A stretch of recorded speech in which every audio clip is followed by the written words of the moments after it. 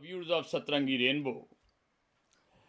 Today I am delighted to present before you a sound scholar who has carved out a niche for himself in English literature and research, scholarship, and erudition.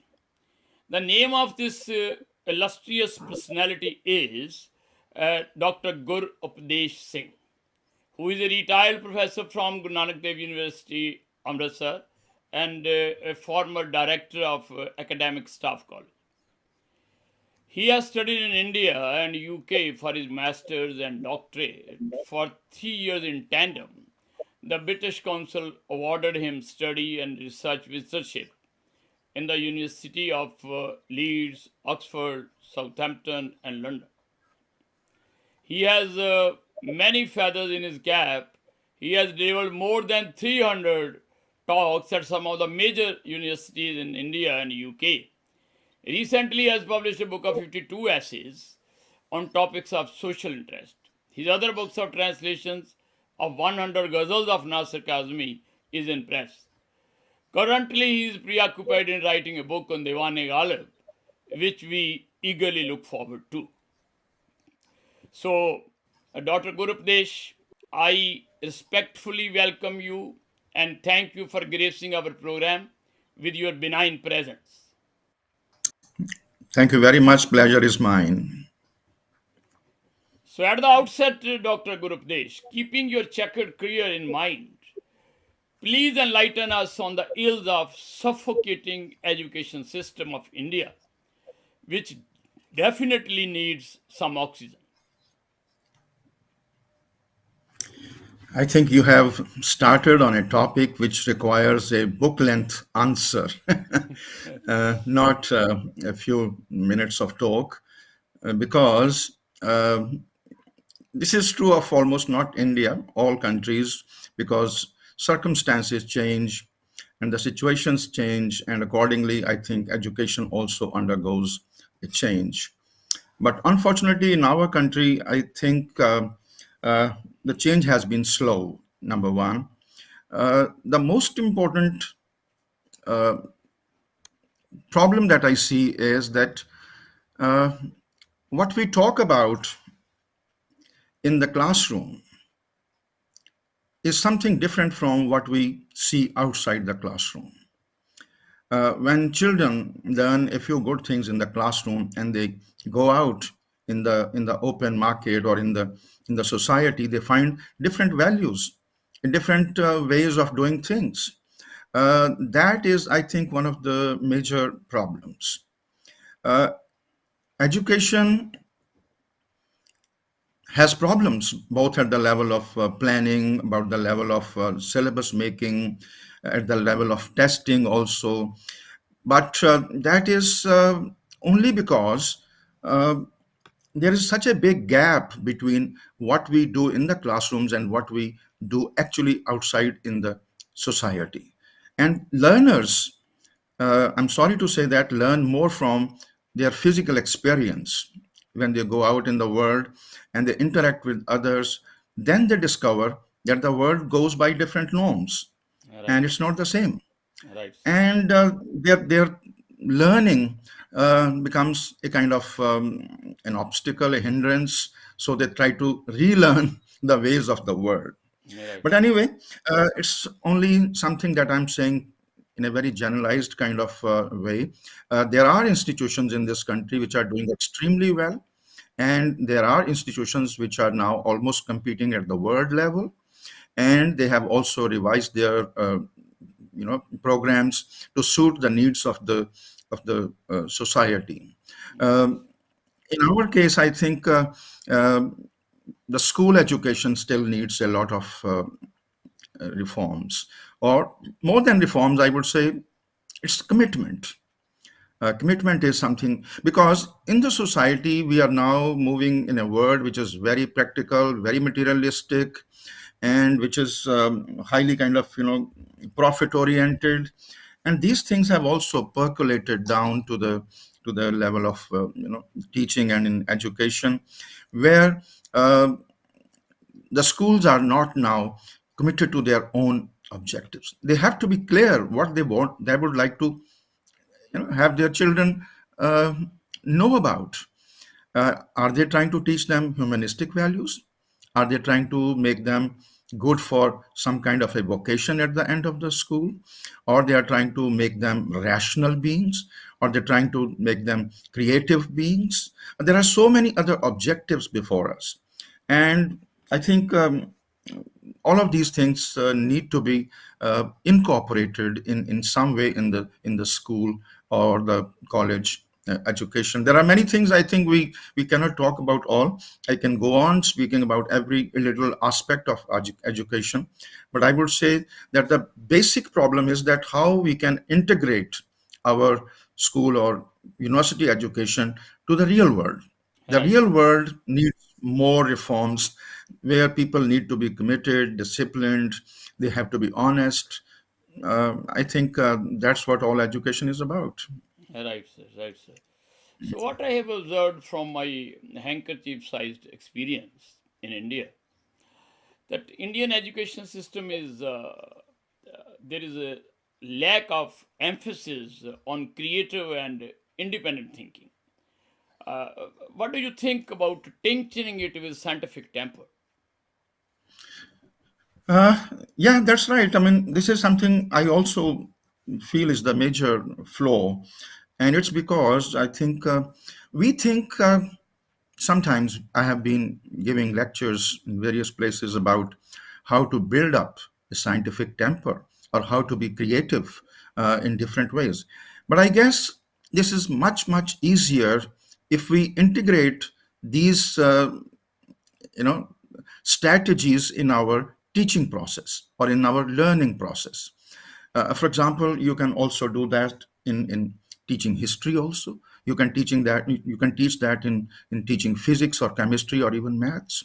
uh, in every aspect of life, in every aspect of learning, we can integrate the process of rational thinking. uh, I'm sorry, this is so much bookish in our school and education system at the higher level also, that this kind of mental development never takes place. You are right, sir. I You are should right. tell you, I should tell you that UGC has had once, one major part of their UGC test, which is a test for uh, appointment of assistant professors in colleges and university. They used to have this little chunk in their test, which was trying to check their rational abilities, and everybody, the young learners, they found it so difficult to do, and they had to go to special schools to learn it. Now this is very unfortunate that even after doing their masters, they still had to learn it. Yes. And this is something which I think teaching strategies can easily incorporate in their work. But somehow we are so bookish, we are so much given to certain types of examination system that we rarely integrate these things. I have a doubt, even I'm sorry to say this, that many of the teachers probably don't know how to do it. They have never been trained to do this, Right, sir. and there is Right, sir. little flexibility. Yeah, there is little flexibility in their teaching strategies, and that flexibility can come with a different approach. uh, these are very complex issues, but it's unfortunate that we have to say this on a platform. Teachers probably need to have more commitment to their. I can just give you an example. Sure, Look sir. at this. I mean, when mother loves her child, she becomes so many things. She's a kind of a singer at night. She's a doctor at times. She's a, say, cook at times. She's also some kind of an instructor at times. She's also a moralist at times. She immediately, even an uneducated woman, she assumes all these 20 different roles. Why can't the teachers do that? If You are they right. love their profession, Yes. if they love Absolutely their right. You are. children, they probably can assume all those different roles, Yes. in their teaching profession. So all roles are ameliorative. Uh, Let me, Dr. Gurupdesh, dial back to the 70s when I was doing my Yeah. graduation. Uh, Hmm. in our syllabus, there was Galsworthy's play. justice. Mm-hmm.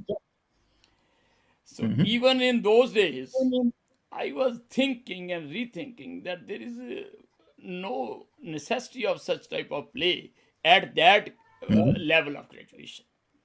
Mm-hmm. And instead of that, there could be more suitable novels or plays uh, which could conform to the uh, tick of the contemporary times, but it was not Yes. there. Yes. So what I feel Mm-hmm. is that the premium should be put on the indigenous literature also, and the English language and literature should be properly dovetailed while designing the syllabi. Please enlighten us on Oh, this issue. you're bang on the spot.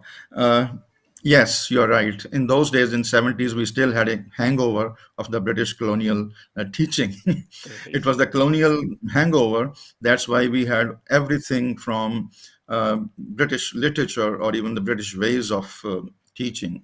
Uh, Let me tell you with a bit of satisfaction that things have changed now over the years.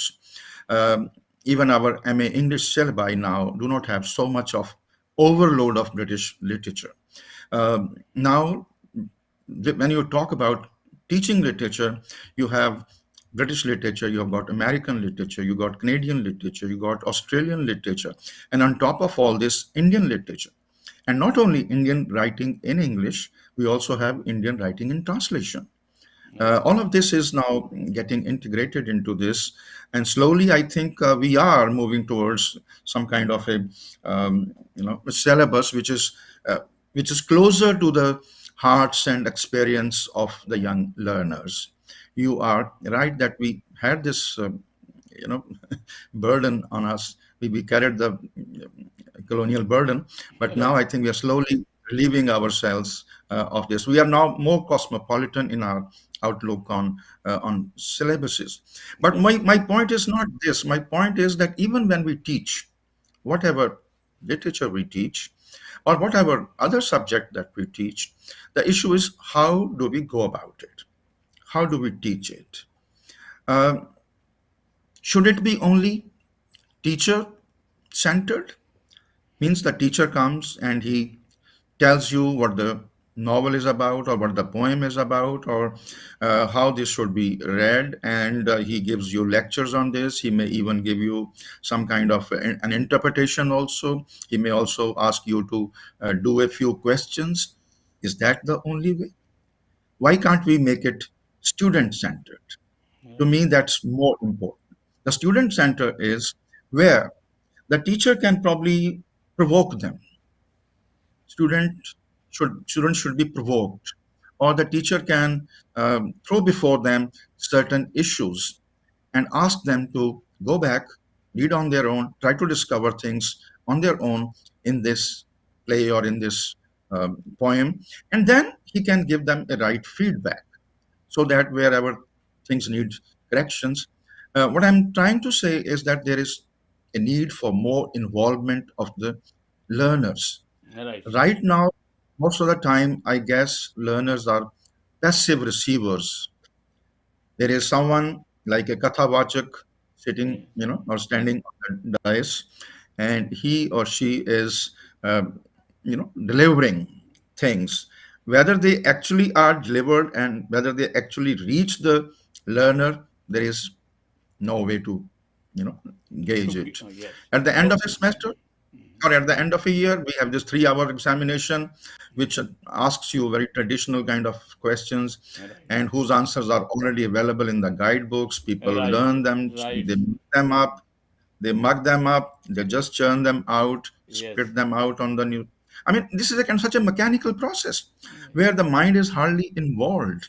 What I want is that somehow such a learning process should be uh, you know created where the learners become the actual um, say workers in the field of learning. Yeah, They right. become workers in the field of learning. Yeah. So what I have observed in U of T, what you are saying, I corroborate your view that one professor, he was teaching Hamlet. And Hmm. then he, after teaching Hamlet, there was a session. And then Hmm. everybody had to explain what they have garnered from that, what is their original particular view about the play. Yeah. Yeah. So that type of teaching I have never observed when I was a student in India. And another Yes, thing, you're right. I mean, this is. because everybody, as you are saying, that they used to, students like me, we used to mug up the material, and then we used to just to, for want of better expression, to vomit it out, and then a quote, and we used to work like a postman, delivering letters like of different Yeah, that's right. critics, according to David Yeah, Deshi, that's right. according to this critic, according to that critic. So that was the method. I don't know what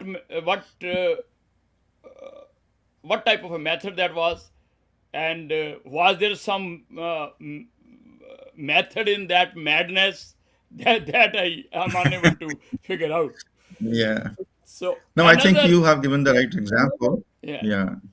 So Yeah. another glaring example, Dr. Gurupdesh, which can be safely quoted, that there is a big gap that yawns between graduation and post graduation levels.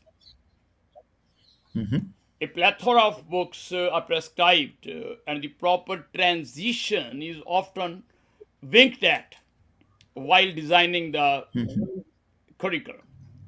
Just to quote a solitary example, the Hmm. students like me who were doing post graduation in English, we were not left with any choice other than a free fall on the temptation of resorting to instant guidebooks, uh, say by Raghukul Tilak, Ramji Lal, rather than blossoming our creative and critical thinking.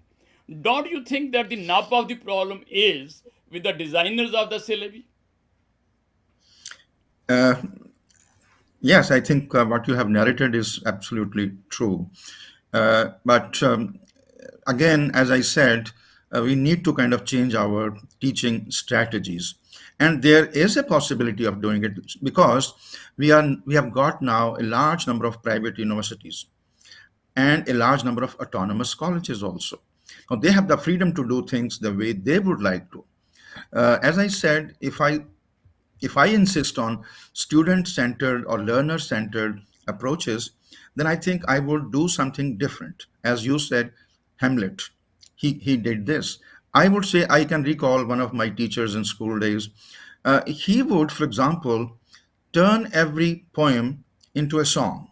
He had this wonderful faculty. And before doing the poem, he would read out the poem or sing out the poem in a different way every time. And that was what created interest in us about the poem. So we need to kind of go back to the poem now. And similarly, in this case also, I would say you could probably create the interest in the learners, and then you can ask them to do something. Now, I just changed the lanes now. The, when I say I change the lane now, I mean technology is something that can do wonders in this field. Right now, every child has got a mobile in their hand, they have got a laptop, in their home, and they have access to internet. Now, the books that you were talking about, where people had to go back to the help books, and I would suggest that if such a material is available, such a huge material is available on the internet, then why don't we, as teachers, ask them to do it for themselves? They should surf the internet, find out the material. In the process of finding, they'll at least read something. They'll read something, and in the process, they'll gain something.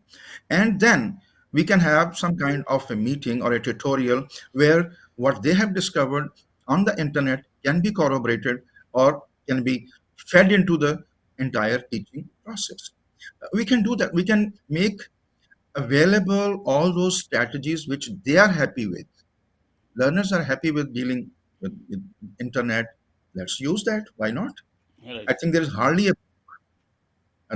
a book on which you haven't got million word uh, help on the internet. Let these children explore it. Again, let me an example of a teacher like me. I mean, I had a teacher who was my supervisor for my AMELIORATE, and he told me something very interesting. He says, "Okay, if you are doing this, then you should read that book." I forget the name of the book. It has probably authority and it has like pedagogy in the title. I said, "Sir, how do I find this book?" She says, "Oh, when you enter the library, uh, the third shelf on the left, yeah, and then on that shelf, I think is this book is there. You should go and find out." Now, I spent the whole day. There were more than 200 books on the shelf, and I had to go through nearly all those 200 books, at least even cursorily, to find out if there was anything to do with pedagogy or authority. Now, in the process, I found one book which I thought was probably what he wanted. I took it to him and he says, yeah, yeah, that's the book I wanted. But then he was very clever. He knew that I have introduced him to a whole bookshelf. He introduced me to the whole bookshelf. And I knew every book that what it was all about. Now, this is one strategy of even making your learner internalize what they are doing. You're right, sir. They Right. probably would Right. be internalizing what Yes. they are doing, because when they are going to the internet trying to find things on their own, and in the process they can learn a few things. uh, Sometimes changing the syllabus can be one thing, but I think more than changing the syllabus, it is the way the syllabus is exploited or the book is exploited. That's where the learning is. Simply reading the book is not learning. I Right. think that's how I view it. I don't know if it's uh, good or not so good. No, you are right. You are right. Absolutely right. We are on the same page on that. So, Yeah, yeah, yeah. Dr. Gurupdesh, let me now touch upon the standards of research and publishing, which, to my mind, border on the mediocrity and therefore muzzle the creative and critical thinking. Don't you think you have seen them all, you have known them all? So, don't you think Yeah. that most of the MPhil and PhD theses, which are unleashed these days, are a mere sheer rehash and recapitulation of no seminal value, no efficacy? What is your take on that? Oh, you have already said it. I don't have to repeat it, but I think the problem is again, somewhere in the education system. Uh, this was a slogan in America long back: publish or perish. Yes, sir. Uh, Yes, Somehow this slogan has also been adopted, at yes. least in India for some time.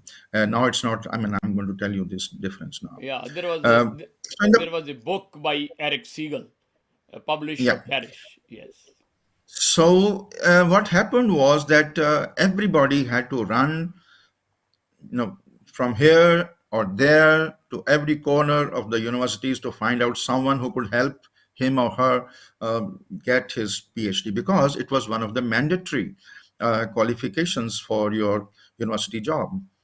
Now, in the process, you can see that when people are desperately trying to do something, they'll probably make a shoddy work of it. And as you right. said, it was just a repetition or rehash of the old stuff. It Yes, was, of course. The real research did not actually happen. right. Um, Even today, people are doing exactly the same way. One simple example that I can give: I have examined more than 150 PhD theses. Yes, And I can tell you that what they do is they give you a review of the materials available already on the topic. right, But they never talk about how their work is different from what has already been done. right. If they are quoting about 50 books on the topic, then in what way their work is different from? This is something that they never do. And And in the and process, and that is a research point. Yeah, that's the research Yeah, point. yeah, But this is something which they never do. But in the process, they kind of repeat what has already been said, or they simply say what they want to say, and they get their degree. Uh, this is unfortunate, and that's why probably. But then again, let me tell you that this is not true of all. I again repeat this, it's not true of all universities. There are places in the country which are doing extremely well. They are now getting lots of patents registered with the international agencies because there are people who are doing good practical work. They are also getting published in the international paper research. But largely, don't forget, this is a huge country.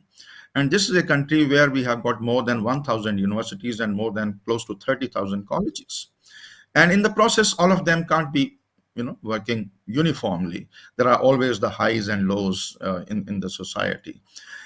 Most of that work comes out, and the most unimportant thing to me is that even when somebody does something good or different, which is not already in practice, it really gets noticed in the mainstream. It really gets noticed in the mainstream, and it really gets incorporated in the mainstream. And this is, I think, where the research goes waste. And right. there are not number of things. Yeah, There are number of things which can be included from the works which people have done, but it just stays there and it doesn't become a part of the uh, curriculum or part of a regular learning process. There are problems, of course, and that's why, my dear, now UGC has abandoned this mandatory condition. They don't want you to be kind of compulsorily go into PhD studies. They would even invite. This is, I think, where we need to understand technology is making a lot of difference. Technology is, if you are now getting education through educational technology, which is through internet, like we are talking to each other sitting 10,000 miles away from each other. We are still talking. Now, why can't someone who's an expert in an area can be invited to give a talk on a topic for the students, right? In that right, case, the regular faculty probably would have to go. We may have the minimal basic faculty with us. We can have invited talks, and they could be expert talks. And in the process, they can also create different ways of testing. If technology is used, we will ask our learners to have an open book. Go to the internet, do this, bring me this kind of a paper or an essay or the answers to these questions, and then you can give them feedback. Right now there is no system of feedback. Two words that I would like to say is about research is mediocrity produces mediocrity. nice. If the teachers themselves are mediocre, they cannot think beyond certain things, they'll produce also the same thing. And this is true of not only, say, research, this is true of the teaching or the teaching a method. They would probably use the teaching methodologies which their teachers did or what they saw somewhere in the neighboring classroom. They Right, have no training. But the second most important thing is that how testing is done in this country. Uh, Planner is someone else, curriculum planner. right, Then the syllabus maker is somebody else. And the one who delivers the syllabus is another person. right, And someone who sets the question paper is another person. Someone who checks the answer sheet is another person. There are 5 or 6 different people involved and they have no coordination. They don't talk to each other. And there is absolutely no room for feedback to the learners. These are the things which I think we need to go through. We have to re-examine. Some universities which are now autonomous are doing this. There was something good in the old traditional Guru Shishya Parampara, where the Guru was there and he would give an instant feedback to the learner. There is hardly anything like this now. And that's why even the research work, even the normal teaching, I think, is staying at a mediocre level. yeah, right, sir, Yeah. right, sir. So, at the cost of repetition, if you allow me to say, that there is Yeah. no monitoring as such, there is no scrutiny of the research papers and research thesis. And Yeah. most of the researchers or so called research scholars, they generate the material which Chat GPT can, as you pointed out the technology. The Yes. Yes. Yeah. paraphrasing of the material, or just churning, rechurning of the same material, and not coming out with their own original ideas. So that is You're right. that. Yes. Yeah, yeah. So this is what That's right. my, In yeah. fact, yeah. Please go ahead. No, you please. You were about to say something. Yeah, I was going to say that when I say that people have to go back to internet, or I want teachers to say that, okay, have an open book and give me this answer or produce this. There are people who can simply copy things from the internet. They will copy things from the books or the internet, and they'll bring them to the teacher.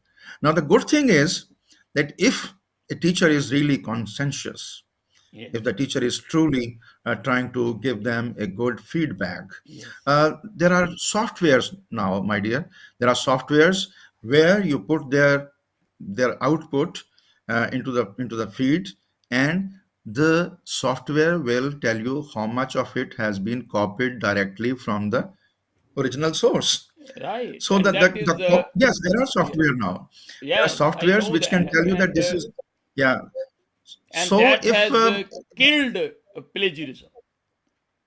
that's right. Yes, That can yes, right now it's not yet, but I think it can really kill plagiarism. You're right. So the learners will be forced to do things on their own. right. If they plagiarize or if they kind of copy things from original sources, then I think there is a software which can tell them that this is how you have done it. All depends upon teacher and their feedback. I'm sorry, at this point, there is no system of feedback, and this is something which really needs to be taken care of. Yeah, you're right, sir. That has been irking me also. Yeah. So let me now come to my favorite topic, and that is pertaining to your writings. You have been a prolific writer, so could you please guide me? What is your writing regimen? And please guide me what propels you to write in the first place. Well, well, somebody has something to say, they just say it. When you feel like, I mean, we are talking now and you're asking me something and I'm trying to answer your queries, or even if we have a little discussion on things. Similarly, there's something very interesting about writing. Uh, we think writing is a solitary activity. In fact, it is not. The listener is absent, physically absent, but then it is always there. You are talking to someone when you are writing. You have some kind of a listener in your mind, and you have something to say. The listener may be asking you questions which you can imagine on your own, and in the process you are trying to answer them. Um, that's the way I think you get provoked. When you get provoked, you feel like writing on something. Right. I mean, if you probably go to some of the essays in that book, this is the book I think which I produced recently. Yes. Uh, Yes. Let me see. Yeah, this Yeah. is this is Yeah. how. Little bit to your left, Yeah, please. Yes. yeah. Yeah. Little bit Let me to see. your I don't know. left, sir. Signs, stories, Yeah, and sallies. Alliteration. yeah, that's right. So, So these are essays in divergence where I think people even ask about, oh, what is equality? What is love? Even simple things like these, or yeah. they have a number of other social attitudes. Uh, you talk to people, they give you certain answers, and you think you can dispute them, or you probably can have a little addition to them. You get this provocation every now and then. Right, And this is true of even literary writing or your academic writing. right, When you're reading someone, you get provoked because somebody has said something which you think can be debated, or which you think can be discussed further. And that's what makes a research paper for you. And this is true of, you want to say something and you say it in terms of writing rather than saying orally. right, sir. So, writing, Yeah. I fully agree with you that it is not merely a monologue, it is a dialogue. Yes, it Yeah, is. yeah.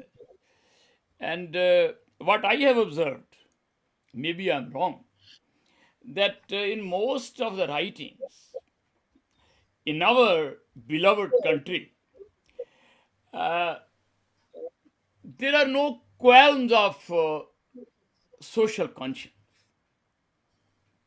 And most of the wear is being peddled with a scant regard for the moral responsibility. What is your take on that, Dr. Gurupdesh? Again, as I said, you go by the world you live in. The world you are living in is not the same world that we had 50 years ago. And 50 years ago, we had a world where mothers would be the moralists, or even the neighboring old man would be a teacher of values. And I remember, for example, when I was a child, if I used to go through the street making a loud noise, somebody from inside the house would cry out, "Oh, आवाज छोटी करो, cut noise karo."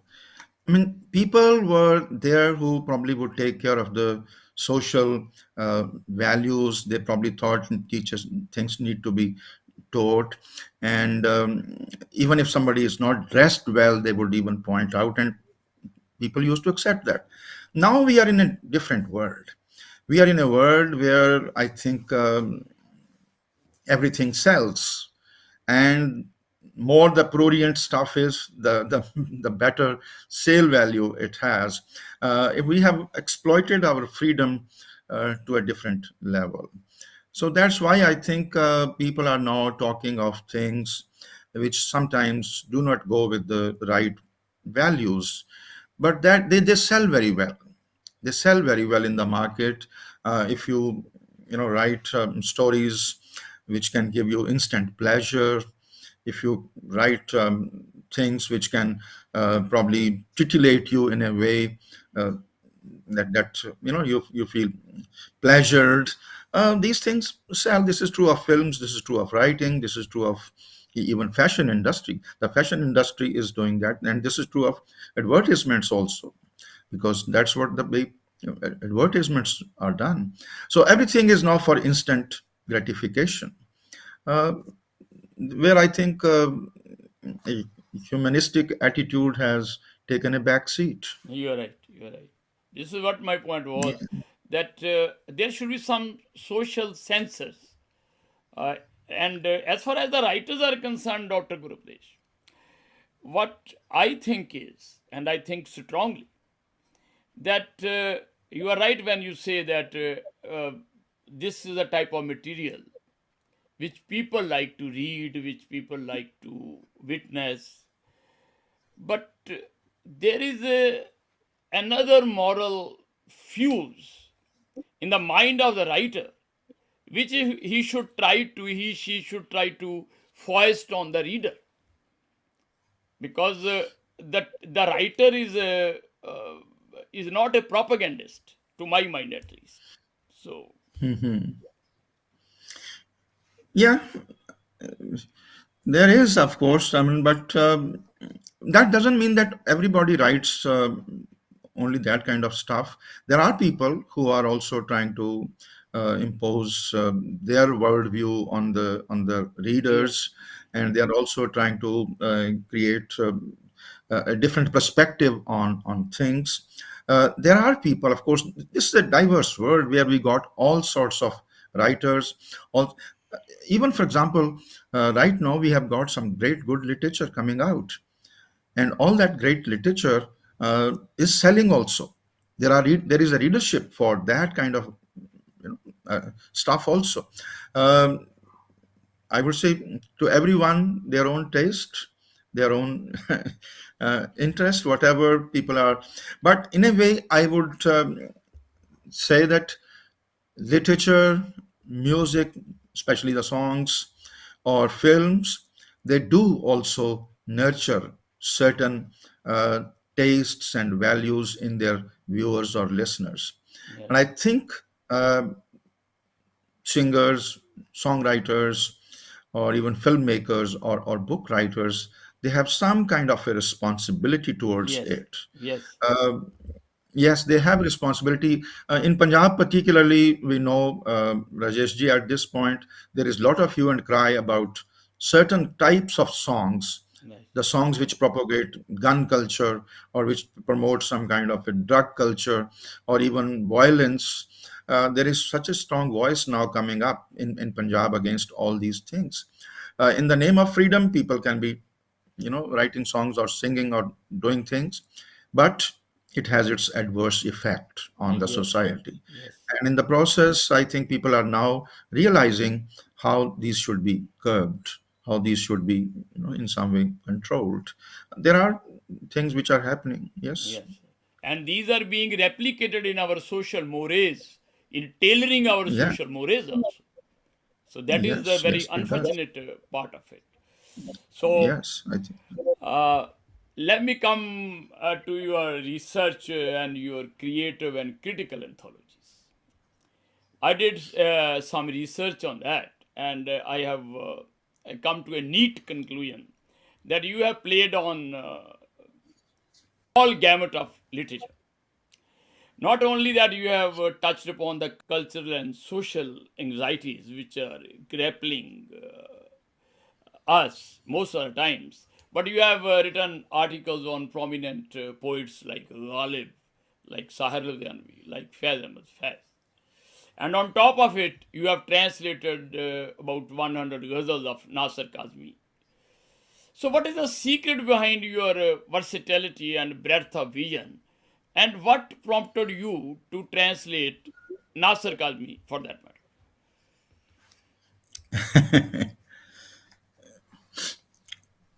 I have this belief, my dear, that whatever little you do at whatever time in your life, it never goes waste. Um, Things can remain dumped down in the deep for a long, but at some stage they'll come up. As a young person or a young learner, I used to have friends who were very fond of Urdu poetry, and they would say reel out a couplet here and there. So I also got interested in poetry, and later I started listening to music, especially the music, ghazal music. And slowly, I think I discovered that there is a lot of great poetry in this genre. It's not only that ghazals can be very light-hearted. There are some very profound material, and that's how I was drawn into some good poets. And um, when I, for example, first time I listened to Nasir Kazmi's ghazal, which I think Ghulam Ali has uh, done it. I think you probably have heard it, um, which says that. कुछ यादगारें कुछ यादगारें सितमगर ही ले चलें आए हैं इस गली में तो पत्थर ही ले चलें. When I listened to this, I found this was a new idiom. I mean, it was something different. So I started listening to his ghazals more. I started reading him more, and I found him an interesting poet. And he's the one who writes in what we call Chota Behar. Chota Behar means he doesn't write very long lines. Han- han- And I found that very interesting. And slowly I thought it was time I should uh, translate them. I published twice 10 ghazals of Nasir Kazmi in an Indo-Canadian journal. And then in the second edition, in the second volume, again I published another 10. And that's how I started. And later on, I thought I should do more.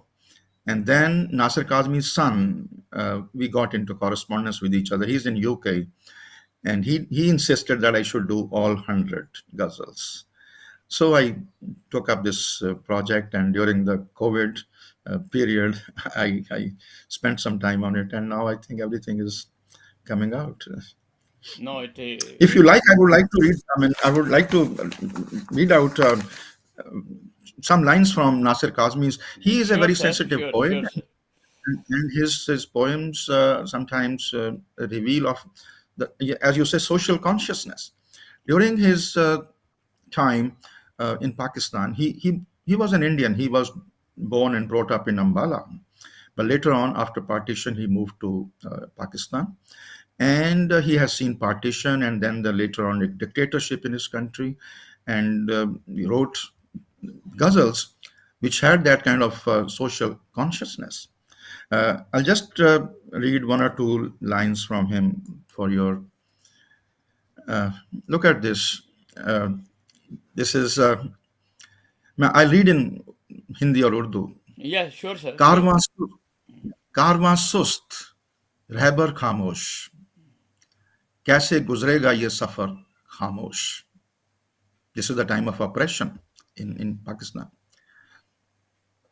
तुझे कहाँ है, तुझे कहा है कुछ मगर खामोश, देख और देख कर गुजर खामोश. यूं तेरे रास्ते में बैठा हूं जैसे एक शम्मे रह गुजर खामोश. तू जहां एक बार आया था एक मुद्दत से है वो घर खामोश. उस गली से गुजरने वालों को तकते हैं बामो दर खामोश.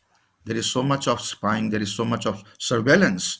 I mean, this is a long poem, you can go on, but in a very metaphorical way, he has been able to tell us how oppression works, where people are watched over and people are not allowed to speak up. They are silenced with force.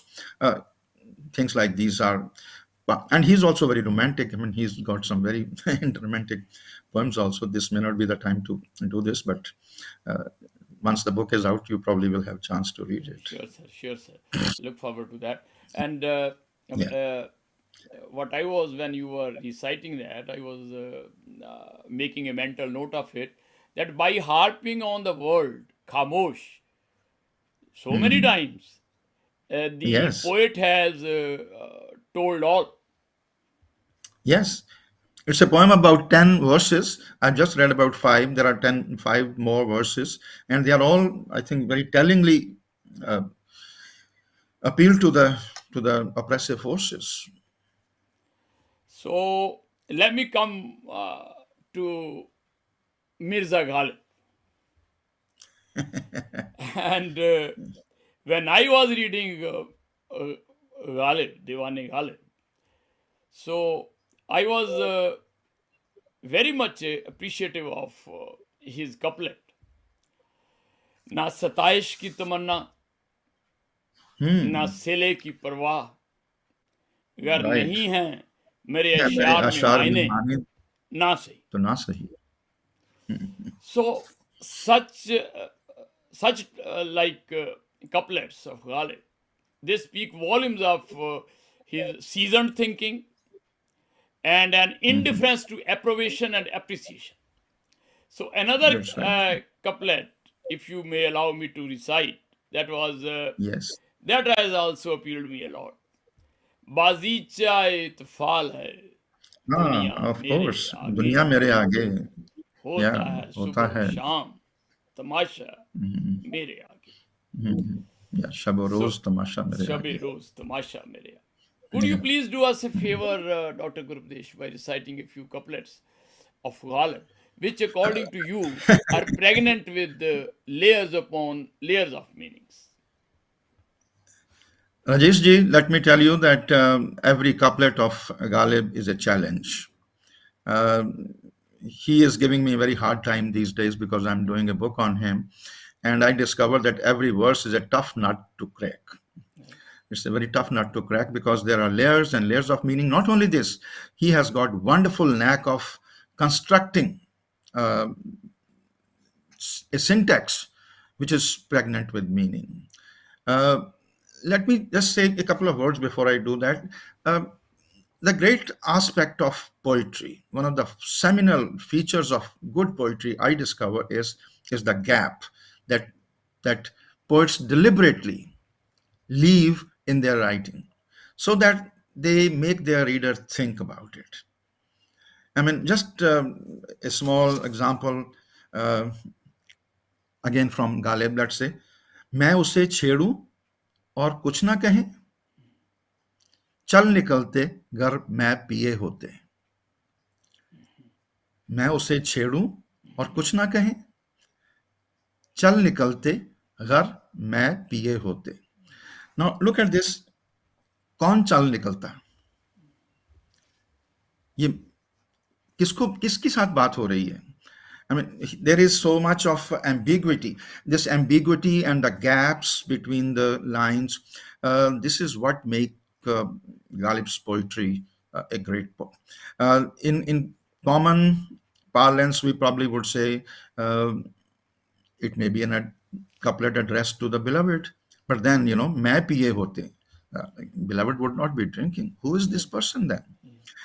You have to now create your own context to understand this. Right. Now, if you just see that when he is going out, let's say, and he encounters say wise, Yeah. the one who is a religious person, he says, then I think you will discover that this dialogue between a drinker and and a wise or a religious preacher would turn out to be a beautiful context. It fits in very well.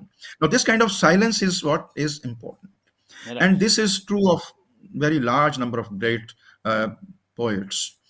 वो बात वो बात जिसका जिक्र सारे फसाने में न था, वो बात मुझको बहुत नागुजार उनको बहुत नागवार गुजरी है. नागवार फैज गुजरी है. कहते हैं, ये बात कौन सी है? हाँ ये कौन सी बात है? ये तो किसी को बताया ही नहीं गया. हाँ जी, हाँ जी, हाँ जी. ये तो बताया ही नहीं गया. कौन सी हाँ बात है ये? So ऐसे there are large number of couplets or verses in Ghalib and in every good poet. They make your life interesting, at the same time, complex. Every nut has to be cracked. Every verse is a little nut to be cracked. And I am enjoying this at this moment. And I think I'll just read out one or two couplets to you from Sure Ghalib. sir, sure sir. You just talked about Staish Ki Tamanna wala हाँ couplet. हाँ Let me read this one. This is again about his own poetry. And this says, Surmai mufte nazar hoon. Surmai mufte nazar hoon.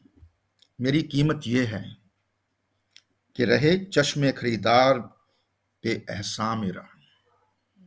रहे चश्मे खरीदार पे एहसान मेरा. He is known for writing verses which were opaque to most of the people, and he was also happy that there were some people who probably were happy with his poetry. He says, my poetry is like surma that is used for embellishing your eyes. The beauty of the eyes gets enhanced. He says, I'm giving it free. I'm giving it free to the people, and they can embellish their eyes with it. And the price that you have to pay is that you probably will discover that the person who's wearing this surma would be grateful to me. The gratefulness is the price that you pay. And he, as you said, he's not bothered about how his critics viewed his writings and whether they understood him.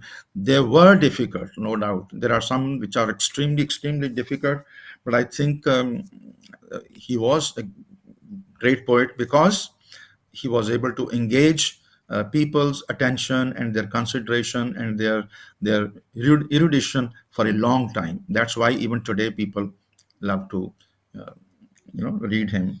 I find this one very interesting. I like this very much. गो हाथ को जुम्बिश नहीं आंखों में तो दम है रहने दो अभी सागरों में ना मेरे आगे. मेरे आगे. I think what encouragement, what and हाँ even in ji, old age, हाँ हाँ yeah, he had this great. There are many of them. We can go on reading him. He's very philosophical. You know that at times he yes, yes. gets extremely philosophical. है आदमी बजाय खुद एक महशर ख्याल हम अंजुमन समझते हैं खलवत ही क्यों ना हो. You think a khalwat is all about loneliness. You think man is a social animal, but he is still, by all means, still a lonely person. I Right. think he can be very philosophical at Yes, times. yes. We can go on. I think Yeah, Ghalib is mentioned. yeah, yeah. He, Ghalib, most of the times, most good poets, they write Yeah. intensely and they Yes, do tease us out of thought. that's right. Yes, they provoke you to think Hmm. and investigate or explore the verses more and more. I would say, I mean, for that matter, any good poetry in Urdu has this great feature. The pronouns are directly used, but we have to find out for ourselves what these pronouns stand for. Yes, You know, yes, um, तेरे तौसन को सबा बांधते हैं हम भी मजमू की हवा बांधते हैं. ये तेरा तेरा तौसन कौन सा है किसका घोड़ा है ये किसकी बात कर रहे हो. and So the pronouns can be very dicey, and sometimes मैं and wo and tum, they have to be contextualized in a different way. And this is where I think the challenge is, and I think that's what makes poetry an interesting writing. and most of the times in Ghalib's case, what I have noticed is that the Mhm. perpendicular pronoun, that is Uh-huh. I, Yes. perpendicular pronoun I, that Mhm. is also very mysterious most of the times. Yes, of course. Yes, Yeah, absolutely. You're right. yeah. I can be, and not only I in Urdu also has two different versions, मैं or हम. Hum can be also used for singular. Right. But then, there's a double jeopardy because is he referring to a singular or is he referring to a plural, number one? And this I can be Ghalib himself or can be anyone who can be another speaker, or it can be all of us, all of Right. us as human beings. Right. So there are layers and layers of meanings which the poet is able to create with these very dicey pronouns. Yes. So, Yes, Dr. Gurupdesh, because of paucity of time today, unfortunately, we are not able yes. to discuss the poetry and philosophy of Ghalib, Faiz, and Sahir in detail, which I would like to request you for some another time to learn from you about these poets because you have an intense and deep vision about them. So, could you please briefly visualize for us the philosophy of Ghalib as portrayed in his poetry? It is, I think, we probably have this notion fixed in our mind that we can sum up things in one word, or there is one central core. No, my dear, I am a believer of multiple cores. There is no one core which kind of unites everything. There are always multiple centers in everything. So Ghalib is not only say someone that who has one singular philosophical core. He is highly philosophical in that sense that when he is talking about Sufism, he gives one of the greatest, couplets. Yes. Kuch na tha to tha, kuch na था hota. था तो You can खुदा probably होता है. recall that, right? But then at the same time, he's also so much of, say, half believer or even sometimes blasphemous. Yes. वो एक शेर में वो कहता है कि जहां पर मस्जिद है उसके पास ही शराब खाना भी होना चाहिए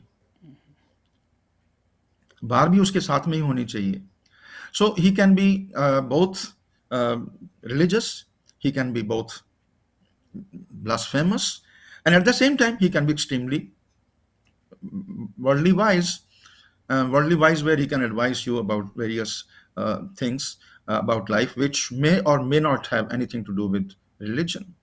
He may be talking about love, but at the same time, that love can be transcended and it can become some kind of a spiritual love. And he can be ridiculously humorous. Bhosa नहीं देते ना सही मतलब ऐसे he can be sometimes extremely explicit also. He has all these shades. He can be very witty, he can be humorous, he can be sometimes very indecent also. आज ही घर में बोरिया ना हुआ. I mean, he is आज ही probably उनके thinking of आने की खबर गर्म. हाँ हाँ आज ही घर में बोरिया ना हुआ means he's looking for a bed time with the Right, beloved. right. He can be so many things. I mean, we know that. So I think it's not my cup of tea to find only one uh, central core in his poetry. He is a man of multiple visions. He's a man of multiple ideas, and he thinks that all of these things exist and you should make your pick, whichever is your liking. You can have it. He has presented Mostly, such a wide variety of, yeah, wide mostly variety I of. tend to, it seems that Mhm. the pivot of his philosophy is mysticism. Yeah, which is Sufism. I call it Yeah, Sufism, which is yes, mysticism. Yeah, yes. yeah, mysticism. So You're right. now, uh, could you please do another favor by reciting some of your favorite couplets of Faiz Ahmed Faiz and Sahir LUDHIANVI, which you have garnered from your seminal study of the poets? Uh, I would like to just talk about. There is so much of Sahir to say, but I think there is because his poetry was read in only in those days when it was written, his Pachaya. But then later on, it wasn't read much. Later on, he became popular only because of his film poetry. And I would just, for a reference, recite uh, two lines from one of his songs in Chitralekha. If you remember, he wrote songs for Chitralekha. Yes, And it's Chitrika. very unique to me because I've read so much of Urdu poetry, and there is never a mention of what will happen when Visal happens. They cry about Visal. फिराक की बातें तो मतलब होती हैं रोज अलग रहना तो बहुत कॉमन है जब मिलना है ये न थी हमारी किस्मत के विसाले यार होता ना विसाल है जब होता है तो क्या होता है we rarely find couplets on this, very, very few. And nobody tells. I think just in a hint, as I gave you, Ghalib throws a hint that Aji Ghar mein Boriya na hua. But that's only a very indirect hint of what will happen if Visal happens. But I Yes. think Sahir has done a wonderful job. Those lines from that song from Chitralekha, I will read out to you, just to give you a flavor of how he has beautifully described it. Please. एरी जाने ना दूंगी this is the beloved speaking हेरी जाने ना दूंगी अलकों में कुंडल डालो और देह सुगंध रचाओ अलका is your tresses Gesu. Your hair अलकों में कुंडल डालो और देह सुगंध सजाओ जो देखे मोहित हो जाए ऐसा रूप सजाओ आज सखी पी लूंगी मैं दर्शन जल की बूंद बूंद एरी जाने ना दूंगी आज अगर वो आ गया तो उसको पूरा रिझाऊंगी मधुर मिलन की दुर्लभ बेला यूं ही बीत ना जाए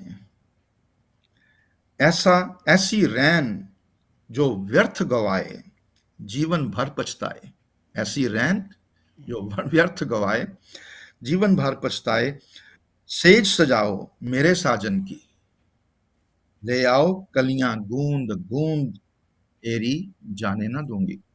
This is one, I think, one of the finest expressions of Visal. to me. I don't find it anywhere else. I think the old Baba Farid, probably long back, about 800 years ago, he was the one who wrote Ajna Sutti Kantsyo, Ang Mude Mud Jaye, Jaye Pucho Duhagani, तुम क्यों रैन बिहाए मतलब उस वेले फरीद ने गल थोड़ी जी की सी उस तो बाद अज तक बहुत लोगों ने गल नहीं की इस चीज बारे हाँ जी इस तरह चीज़ां बहुत है जी बहुत कुछ है मतलब we can go on talking about Sahir also we yes can sir, talk yes about sir. This We and will definitely Sahir of talk course about it on literature, especially on poets, on some another day. Yes So on another day I think yes yes, what about like Faiz Ahmad Faiz? He wrote like very revolutionary poetry. Just in the end, yes of uh, या if I can rightly recall, there is a couplet by Faiz Ahmad Faiz. Yes एक फुर्सते गुनाह एक फुर्सते गुनाह मिली गुनाह वो वो भी भी 4 चार दिन दिन देखे हैं हमने जो आप हौसले उस परवरदिगार के. परवरदिगार के yes I've written a full article on one of his most famous nazam, मुझसे पहली सी मोहब्बत मेरे महबूब ना मांग. It's a full length article only on this uh, this poem because I again find that uh, there is so much lying under the text of the nazam that we have to discover our own self. Right. And मुझसे पहली सी मोहब्बत मेरे महबूब ना मांग. ये पहली सी मोहब्बत कौन सी होती है जी?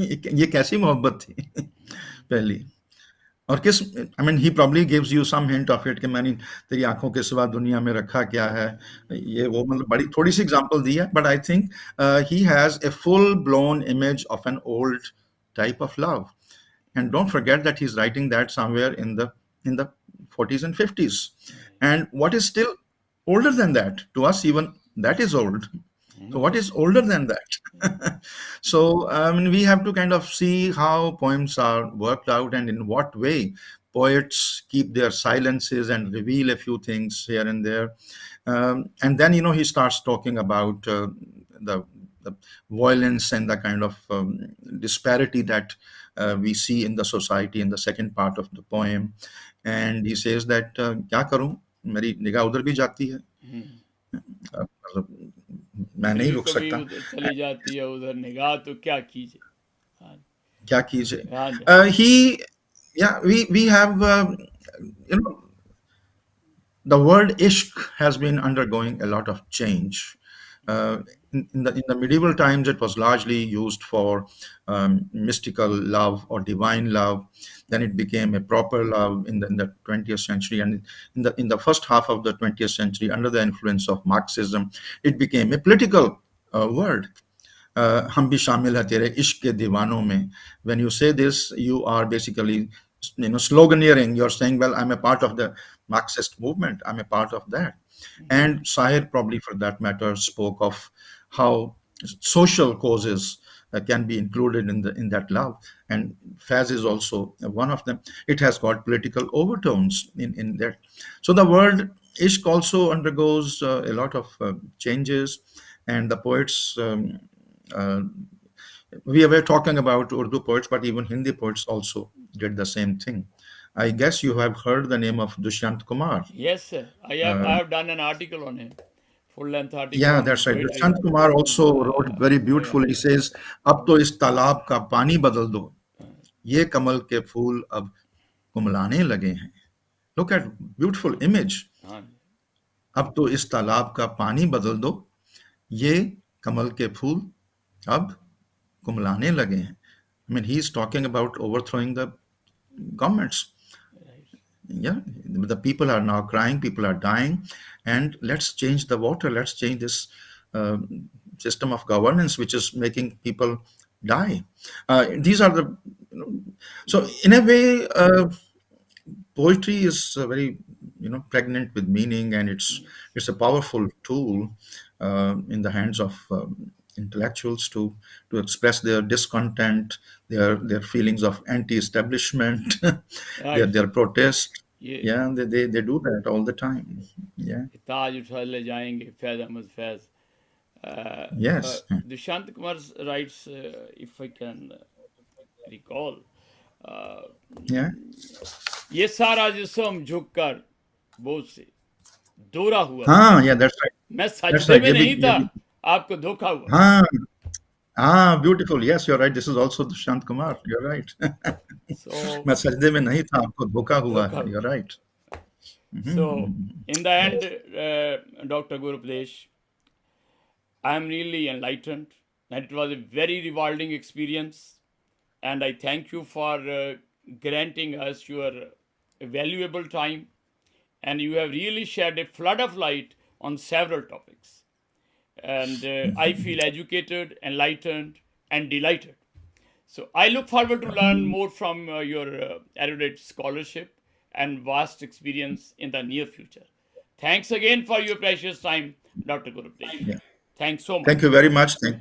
Thank you very much on my behalf. And I think the pleasure was mine. You have been very insightful in asking questions. And I don't know whether I have been able to give you any satisfactory replies, but the pleasure was good in talking. Yeah.